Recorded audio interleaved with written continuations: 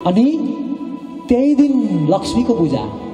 नारायणसँग त लक्ष्मी पनि त आउनुहुन्छ नि, रामसँग को आउनुभयो? सीता आउनुभयो। लक्ष्मीलाई स्वागत गर्दै, लक्ष्मीलाई स्वागत गर्दै भगवती लक्ष्मीलाई प्रेमले बोलाउँदै समस्त द्वारका करे अयोध्यावासीहरूले प्रेमले घर घरमा बत्ती बाले लक्ष्मीको पूजा गरिन्छ। त्यही लक्ष्मी पूजा गर्ने दिन गोकुलमा एउटा घटना घटित भयो। त्यो घटना के हो? दामोदर लीला। यो दामोदर लीलाको सम्बन्ध नेपालसँग पनि छ, किनभने नेपालमा दामोदर कुण्ड छ। दामोदर कुण्ड जानुभएका कोही हुनुहुन्छ हजुरहरू? हिमालयमा छ त्यो। वर्षको केही महिना हिउँमै डुब्छ, त्यो हिउँमै ढाकिन्छ, जानै सकिँदैन। भगवान दामोदरकै कृपाले हो मलाई एकपटक दामोदर कुण्ड जाने पावन सौभाग्य प्राप्त भयो। स्वास्थ्य अलि राम्रो भएन, 2-3 दिन घोडामा यात्रा गर्नु पर्यो। अनि जे होस् त्यो दामोदर कुण्डको दर्शनको सौभाग्य मिल्यो। दामोदर कुण्डको इतिहास पनि मैले बताउँछु हजुरहरूलाई।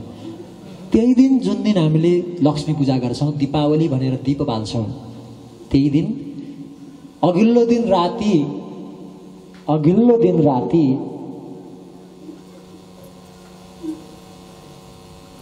गोपीहरू उलाहना दिन आएका थिए, शिकायत गर्न आएका थिए। के भनेका थिए?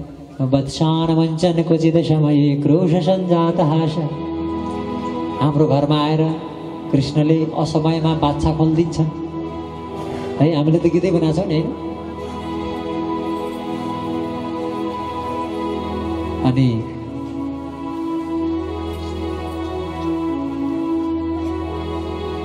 ती कृष्ण असमयमा आएर वत्सान वञ्चन क्वचित समय, असमयमा बाछा खोलिदिएपछि गएर तिनले दुध खान्छन् अनि हामीले दुहुन जाँदा दुध पाइँदैन। क्रोश सञ्जात हाँसा, हामी रिसायो भने हाँसेर टालिदिन्छ। अर्थो केही पाएन भने बच्चालाई चिमटेर भए पनि रुवाएर हिँड्छ। द्रव्यालाभे सगृह कुपितो यात्युपक्रोश तोक्या, तोकान उपकृष्य। अनि हामीले अलि माथि राख्छौँ छिकमा, त्यो के भन्छन् त्यसलाई, कुँडेहरू राख्ने कि पहिले माथि आँटी होइन हाम्रोतिर अर्कै भन्छ। पात्र, दहीको पात्र, घिउको पात्र उसले पुर्न सक्दैन नि, माथि जान सक्दैन नि। उसले यस्तो उपाय रच्छ, सखाहरू जतिलाई, आफ्ना साथीहरू जतिलाई के गर्छ? घोडा बनाउँछ। अनि ऊ त्यो माथि चढ्छ र अनि सबै भए जतिको निकाल्छ। निक्लिएन भने फोरेर त्यहीँबाट धारो लाएर खान्छ। अनेक उपाय गरेर यसले घरको चिज केही पनि राख्दैन। सिकुवा के भन्छ? शिखा यस्तै के भन्छ।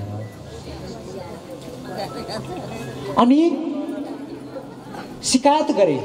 यशोदाका आँखाभरि आँसु आए। किन आए थाहा छ? मेरो घरमा 9 लाखवटा गाई छन्। कति लाख गाई? 9 लाखवटा गाई। यो आश्चर्यको कुरा होइन है। फेरि आज पनि राजस्थानमा एकजना साधु हुनुहुन्छ जसको नाम हो स्वामी दत्त शरणानन्द महाराज। म र उहाँ सँगै बसेको ऋषिकेशमा। उहाँले 2.5 लाख गाई पाल्नु भएको छ। कति लाख गाई गरे? एउटा सन्तले 2.5 लाख गाई पाल्न सक्छ भने भगवानको घरमा 9 लाख गाई हुन सक्दैन। अहिले पालेको कुरा हो यो त 2.5 लाख।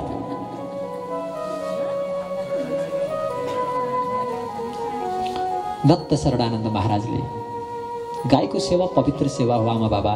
सकिन्छ भने 100, 200, 50, 500 मान्छे मिलेर बरु अलि टाढा सस्तो जग्गा जहाँ पाइन्छ, गाउँको डाँडा काँडा हरियाली खरबारी किनेर, जङ्गल किनेर गाईको सेवा गर्नुहोस्। बाटोमा गाईले दुःख पाएको नदेख्नुहोस्। जुन क्षेत्रमा गाई रुन्छन् त्यहाँ कुनै महापुरुष जन्मिँदैन भनेका छन् वेदले। त्यो सेवा बहुत पवित्र सेवा हो। अरे राष्ट्रिय जनावर गरे, कुखुरालाई सब्सिडी, बाख्रालाई सब्सिडी, सुँगुरलाई सब्सिडी, राष्ट्रिय जनावर गाईलाई हेला। आज गोपाष्टमी हो। फेरि यति वैज्ञानिक गाईको एक कुराहरू हाम्रो बुद्धिका लागि, हाम्रो स्वास्थ्यका लागि रोग निवारणका लागि गाईको सेवा त हरेक रोगीले जुन जुन रोगको रोगी छ नि गाईको सेवा गरे पनि प्रत्येक रोग सन्चो हुन्छ। फेरि कसरी हुन्छ यसको तरिका छ, यसको विज्ञान छ। संसारमा सबैभन्दा छिटो रोगले संक्रमण गर्ने प्राणी हो गाई। जुन रोगीको संसर्गमा आयो गाईमा त्यो रोगको प्रभाव पर्छ केही न केही। पर्ने बित्तिकै गाईलाई चर्न छोड्नुपर्छ। फेरि बाँधेर राखेका गाईकोले त्यति फाइदा हुँदैन। चर्न छोड्नुहोस्। स्वतन्त्र रूपले चर्न दिएपछि गाईले जुन प्रकारको रोगको संक्रमण छ त्यही निषेधक जडीबुटी खानलाई उनलाई सबै ज्ञान छ। गाईलाई त्यही जडीबुटी खान जान्छन्। त्यो जडीबुटी खाइसकेपछि उनको दुधमा त्यो सबै औषधीय गुणले परिपूर्ण दुध त्यो रोगीका लागि स्पेशल जन्मिन्छ। अनि त्यो दुध, गाईको सेवा, गौत, यी सबैको सेवनले त्यो मान्छेलाई अरू केही उपचार गर्न पर्दैन। बुझ्नुभयो त? बहुत गहन कुरा हो। प्यारालाइसिस भएको मान्छेले एउटा प्रयोग पनि भयो। केवल गाईलाई मसार्दा, मालिस गर्दा मात्रै प्यारालाइसिसमा धेरै रोगीहरू सञ्चा भए। प्यारालाइसिसका बहुत गहन विज्ञान छ। गाई रहेनन् भने हव्य र कव्य हुँदैन।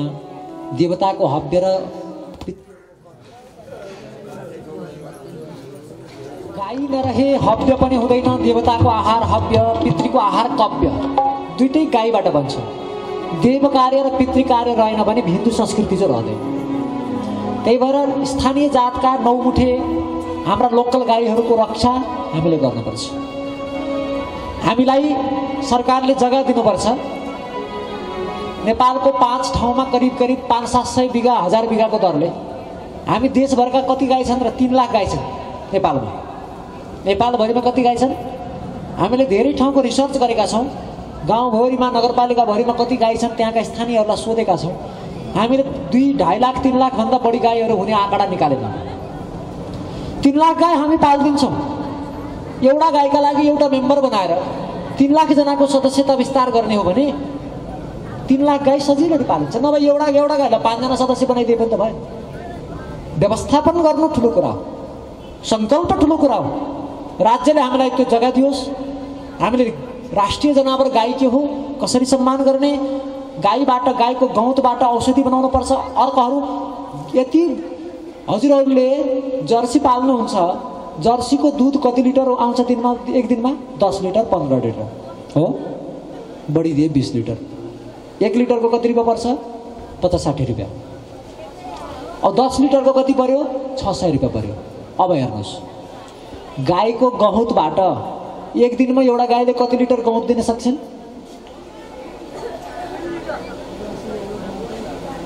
एउटा गाईले 1-2 लिटर त सजिलै 2-4 लिटर दिन्छन् हैन र?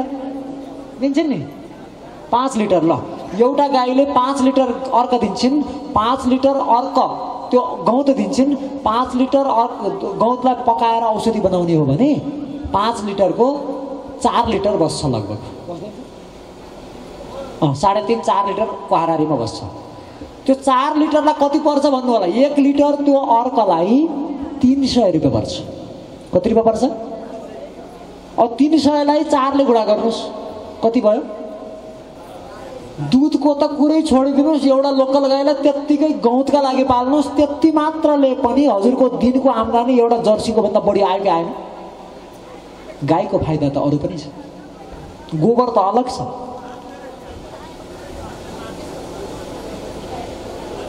अर्थतन्त्रको मजबुत आधार हो गाई, नजानेर पो हो त।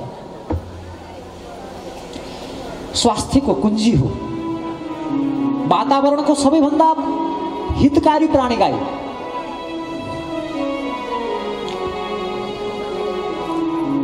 हाम्रो स्याङ्जा क्षेत्रका पूर्व सांसद शङ्कर प्रसाद पाण्डे, जो धेरै वर्षदेखि चप्पल मात्रै लगाउनुहुन्छ, 35 वर्ष भयो चप्पल मात्रै लगाएको, नुन नखाएको 35 वर्ष भयो। उहाँ आज काठमाडौँ आउँदै हुनुहुन्थ्यो।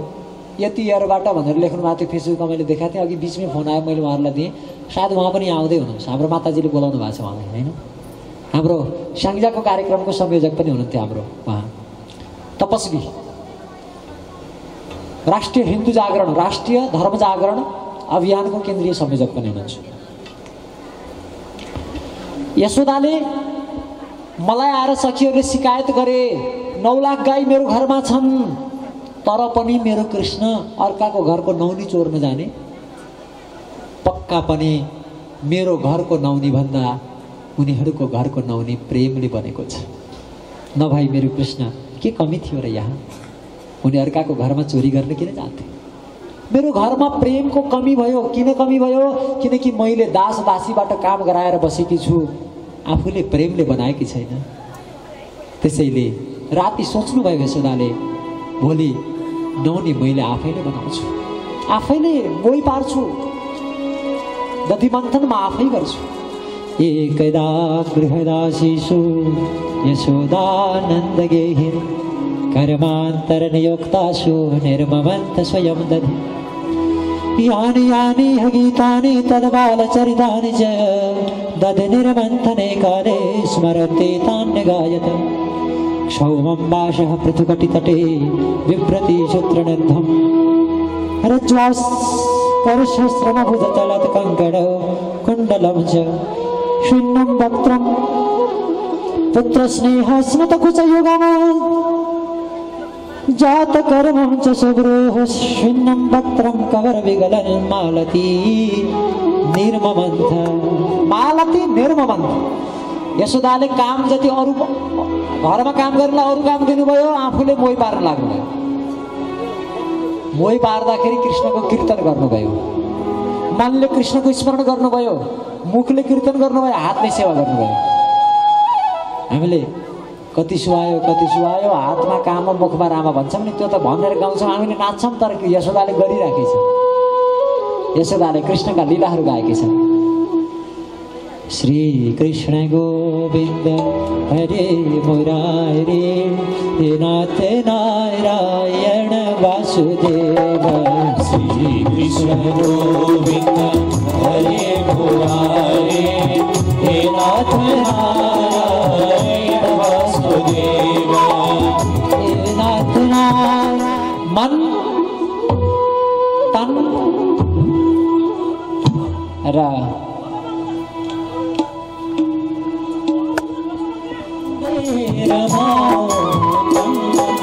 प्रेम डुबेर हरे कृष्ण भन्दै रमो तन मन वचनले प्रभु नाम तन मन वचनले प्रभु नाम। आमा यशोदाले यही गर्नुभयो। मुखले कीर्तन गर्नुभयो, मनले ध्यान गर्नुभयो, हातले सेवा गर्नुभयो। बस यो त्रिवेणी हो, मन वचन र कर्म जहाँ एक ठाउँमा जोडिन्छन्, यो हो त्रिवेणी। मनस्येकम वचस्येकम कर्मण्येकम महात्मना। अनुहार र व्यवहार फरक फरक हुनेहरू दुरात्मा हुन्, अनुहार र व्यवहार एउटै हुनेहरू के हुन्? महात्मा हुन्। अनि अब जब जीवले तन मन र वचनले प्रभुलाई पुकार्छ, त्यतिखेर कृष्ण सुतिरहेका थिए। आज अलि बिहानै उठ्नु भएको थियो यशोदा, हिजोभन्दा सबेरै। तब आज अब भगवान नारायण जाग्ने बेला नै आयो है। अब 2-3 दिन मात्रै छ, 26 गते हरिबोधनी एकादशी। एकपटक एउटा मान्छेले भने कि यी हिन्दूहरूका देवता कस्ता अचम्मका रहेछन्, काम गर्ने बेला आएपछि असारी ठुलो एकादशीमा सुत्ने, सबै अन्न पाक्यो, अब जम्मै घर भित्रियो भनेपछि फेरि उठ्यो, अल्छी रचन गरे। ठुलो एकादशी, यसको रहस्य अलग छ। हरिबोधनी, भगवान जाग्ने, यो जागरणको the festival of awakening. Haribodhini एकादशी के हो? दीपावली त फेस्टिभल अफ लाइट, दीपको उज्यालोको पर्व। त्यस्तै हरिबोधनी एकादशी के को पर्व हो? महाजागरणको, होसको पर्व हो।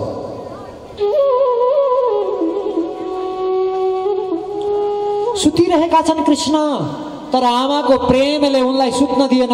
मन वचन र कर्म कृष्णमा समर्पित गर्दा सुतेको त्यो ब्रह्म, अकाम ब्रह्म सकाम भएर उठेर जागेर आयो। आमा आमा मलाई भोक लाग्यो, मलाई दुध खुवाउनु न भनेर काखमा बस्न आयो कृष्ण। ब्रह्म अकाम छ, तर भक्तले कामना जगाइदिन्छ। भक्तिमा त्यो ताकत छ।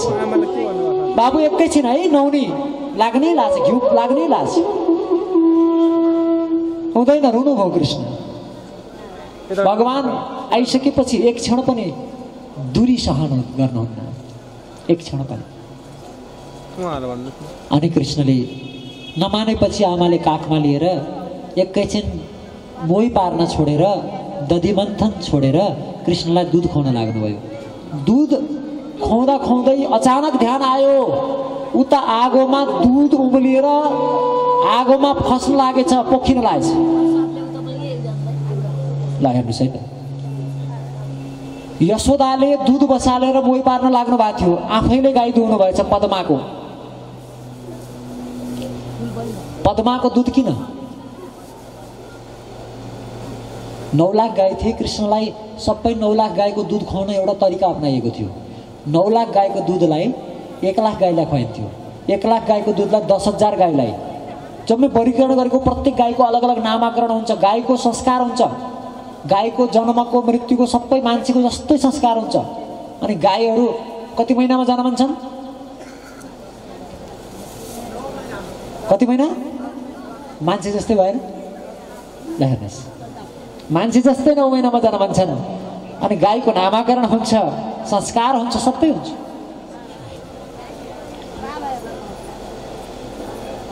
एक लाख 9 लाख गाईको दुध 1 लाखलाई, 1 लाखको 10,000लाई, 10,000को तीमध्ये 1,000 श्रेष्ठलाई, 1,000 गाईको दुध 100 श्रेष्ठ गाईलाई, 100 गाईको दुध 10 गाईलाई, पद्मा, गार्गी, नन्दा इत्यादि। र त्यो 10 गाईको दुध फेरि एउटी गाईलाई खुवाइन्थ्यो, ती गाईको नाम हो पद्मा। र त्यो पद्मा गाईको दुध कसलाई खुवाइन्थ्यो? कृष्णलाई खुवाइन्थ्यो। यसरी 9 लाख गाईको दुध कृष्णको मुखमा भर्थ्यो। यशोदाले आज पद्मा आफैले दुहेर पहिला आगोमा बसालिन्, अनि यता मोही पार्न लागिन्। आगोबाट दुध उम्लिएर पोखिएर आगोमा खस्न लागेछ। यहाँ भक्तहरूले उत्प्रेक्षा गरेर के भन्नुभयो भने, त्यो दुधले सोच्यो आज कृष्णले आमाको दुध यति धेरै खानु भएको छ काखमा बसेर, न कृष्ण तृप्त हुने, न आमा तृप्त हुने, आमाले पनि भयो नभन्ने, कृष्णले पनि भयो नभन्ने। एकहोरो माधुर्य पनि बढेको छ, वात्सल्य पनि बढेको छ। कृष्णको माधुर्य र आमाको वात्सल्य दुइटै बढेको बढेछ। कृष्णले खाएको खाए, पिएको पिएछन्। आज पक्कै पनि मलाई यसले खाने छैन, यिनी अगाइसके। अब यदि म कृष्णको मुख कमलमा गएर उनको सेवा गर्ने सौभाग्य मैले पाइनँ भने मेरो जिउनुको के अर्थ? बरु मर्नु राम्रो। अनि त्यो दुध उम्लिएर के गर्न थालेछ? आगोमा आम फाल्न थालेछ।